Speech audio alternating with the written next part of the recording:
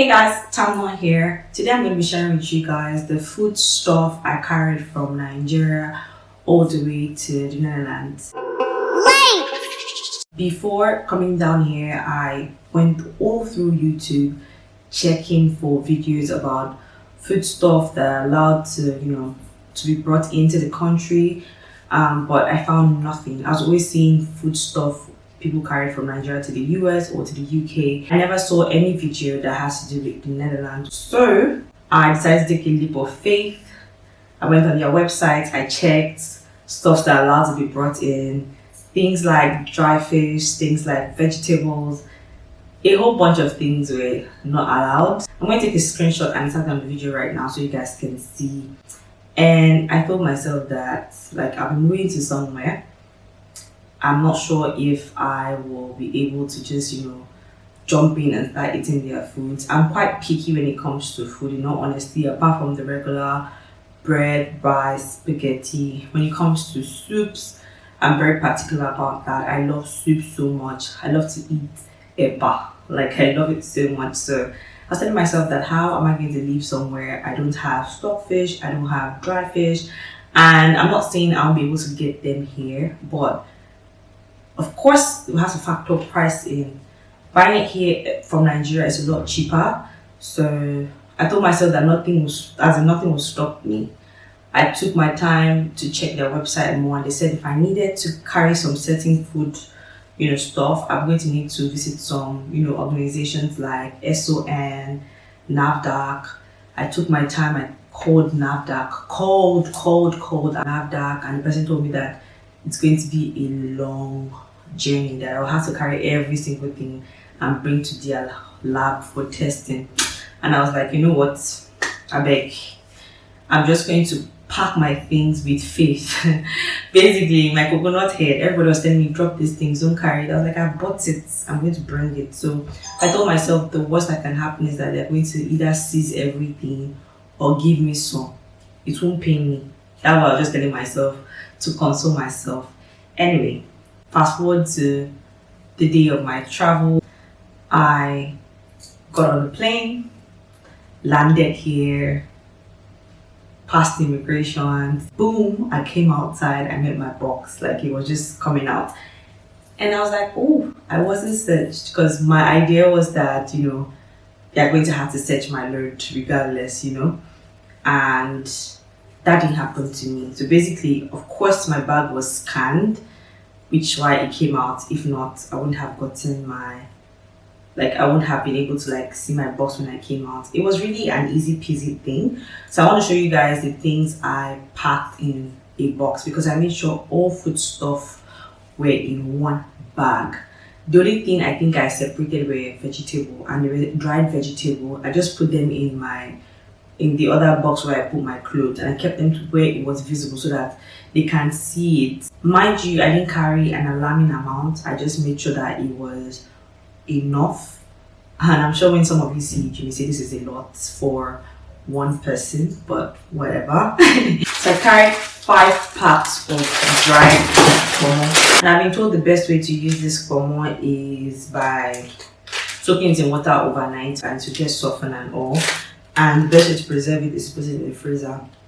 I haven't done that since I came. It has all been in a carton, but now I need to put it in the freezer because I want to start, rearranging everything. Another one is stockfish head. Is it head? Stockfish, the ear and other parts. This is a bag of stockfish. So this other bag right here is another type of stockfish and dry fish at the bottom. I made sure that I deboned the fish. The next bag is catfish. Some are deboned, some are not. This bag contains maroon pepper. The downside is red grounded pepper. These peppers can last me for a long time. I can't even stress how pepper is important, because I don't want to eat food and it doesn't have taste. What's that? The food I had on the plane, I just took a spoon and I returned it back. And I was like, there is no spice. It's not spicy. And he was like, oh, so sorry. The next bag is seasoning. So this bag contains curry, thyme, maggi, bay leaf for jollof rice and stew, then jollof rice seasoning. Okay guys, so I moved from carrying my camera to my phone. I got 10 mini bay leaves, 1 curry tiger. I got 7 of this, yes, and I got 10 thyme, 6 Niger pot because that's my favorite Maggi, and just 1 of these because I know I can find this type or not easily.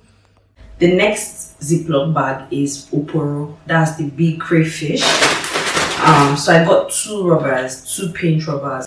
So I put the whole 2 rubbers here. I also made sure that I did not overly grind it. You know, when you have oporo, when you're cooking with oporo, you like to see a bit of the oporo. So this is the oporo here, and it has been in the freezer since.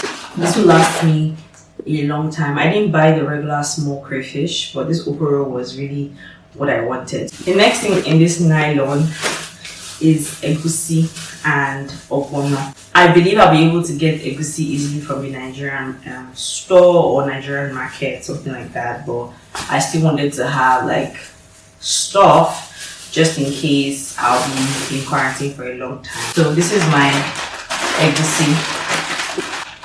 It's smaller ziploc. Then the ogbono is just right there. I didn't do too much. I'm not really a fan of ogbono, but just in case, I like okra more than ogbono. Another thing I carried is some dried seafood. We call them ungolo, unkoro, ngbe. So I carried them dry. I didn't buy periwinkles because I feel like that one is, when it's dried, it feels sandy in the mouth.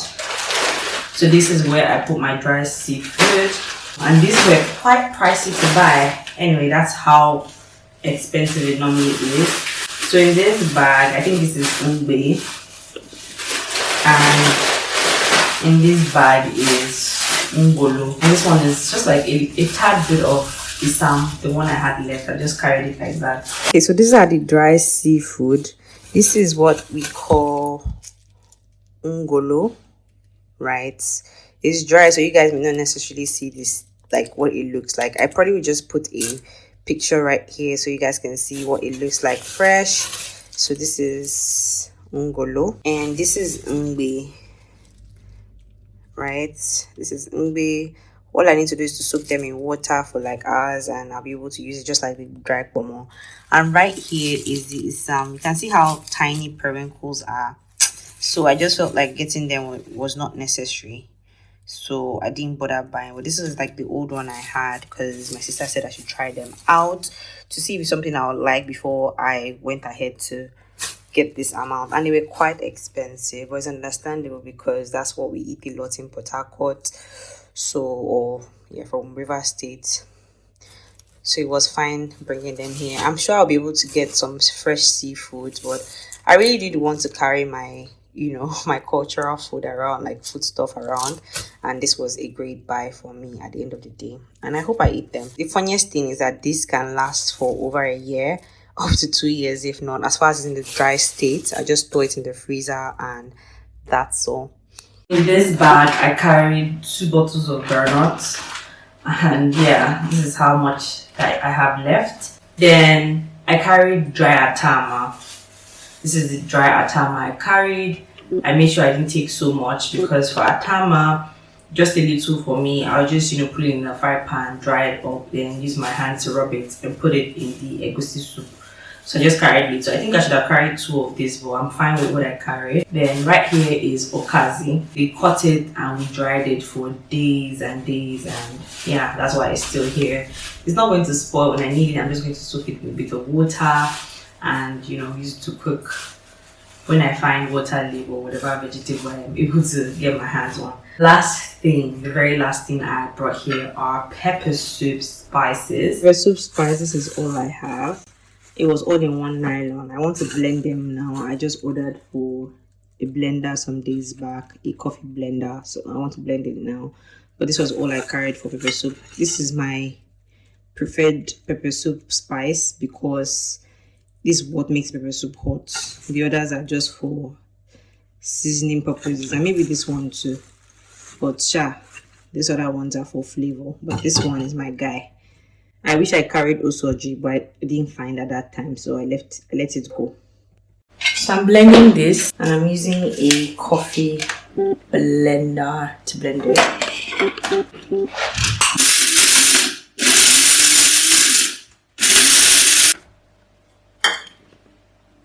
So this has a bit of like oil in it, so that's why it stopped.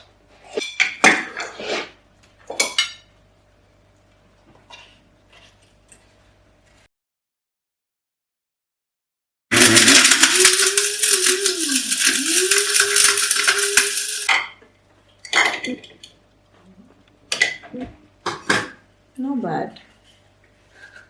So I thought to give you guys update on the coffee grinder. Inside was really smooth, like here, but because of how hard those things are, it kind of like made this mark around it. But it's still working though. I just wanted you guys to know that if you use it to grind stuff that are really hard, this could happen, but then it is still working. Just an update, okay?